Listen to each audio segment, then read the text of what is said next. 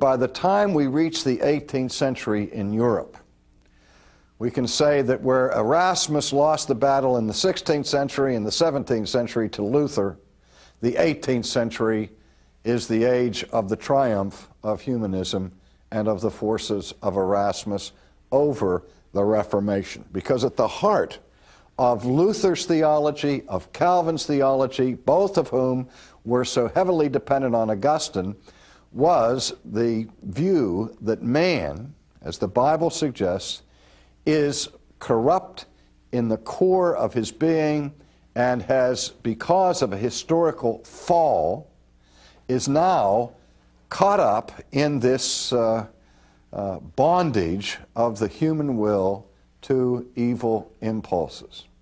The 18th century saw a strong reaction against the whole notion of the fall, against original sin, against Augustinian theology, against Luther and Calvin and the rest, with this movement called the Enlightenment. Now, in Germany, the Enlightenment was called the Aufklärung, which is simply the German word for enlightenment.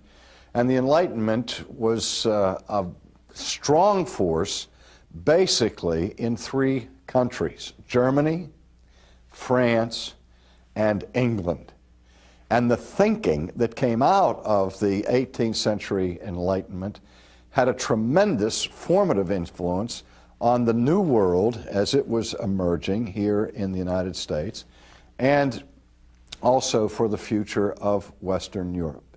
And when we go back to the 18th century and look at the Enlightenment, we see that the period did not present to us a monolithic movement. And sometimes people who look at the 18th century and speak of the Enlightenment sometimes caricature the Enlightenment as if it were a unified, systemic movement where all the philosophers believed basically the same thing, namely that it was a monolithic experience. But that's not the case at all. There were a host of thinkers engaged in this movement called the Enlightenment, and they run the gamut on the philosophical spectrum and theological spectrum, from the still highly religious to those that were absolutely cynical and skeptical and hostile towards any kind of religion.